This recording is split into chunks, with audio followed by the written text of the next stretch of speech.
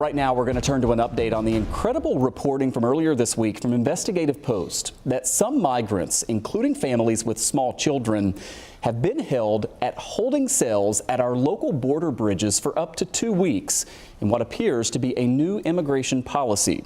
Well, now leaders at the state and federal level are demanding answers from the Trump administration. J-Dale Shoemaker with Investigative Post broke that story. He's back here with us tonight. Great to see you. Thanks.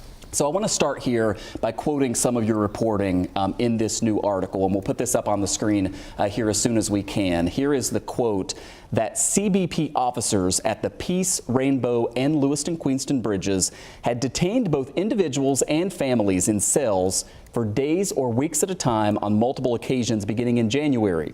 Advocates and other sources said under past presidential administrations, such detentions would last no longer than 48 hours, and said holding people, including whole families and young children, was new under Trump. An Investigative Post reporter personally witnessed the detention of one family, which included children. That family has since been released and is now involved with ICE. So that's sort of part of the original reporting here. What are you hearing from elected officials? This seems like at least a bipartisan group of them wanting some answers. Yeah, that's right. So after we initially reported this on Tuesday, I reached out to Senator Schumer's office, a bunch of the congressional representatives from Western New York, as well as some state officials as well. The federal representatives all said this was news to them and that they were going to be asking the Trump administration for answers on this. I will say that since we reported that first story, Customs and Border Protection is now acknowledging for the first time that they are in fact detaining these people. Before, they were not acknowledging that this was really happening. They say that they're really only detaining people who they call, quote, illegal aliens, as well as those who have committed a crime. It's not clear if that's really the case here. The one family that I referenced in the article, and we can't unfortunately reveal too many details because of they have a very sensitive case right now. That family, it's not clear why they were detained, what category of CBPs they might have fallen under.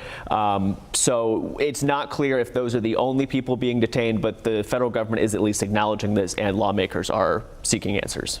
And the concern here, and we mentioned this a couple of days ago, these are not facilities that are designed to hold a family with children for 2 weeks at a time, right? Right.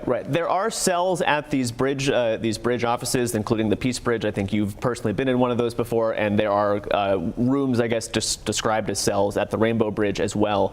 However, these are not designed for long-term detention, and folks have told me that in the past, you're only getting held for at maximum 48 hours in these facilities, because then what the federal government would do is they would say, okay, maybe your paperwork isn't totally, square.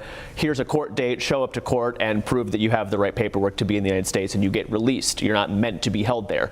That's no longer happening. CBP is now holding people instead of releasing them for a court date, in some cases anyway, and in some cases then releasing them to ICE. And CBP said that in some cases they have to hold people until ICE has room for them in a detention center.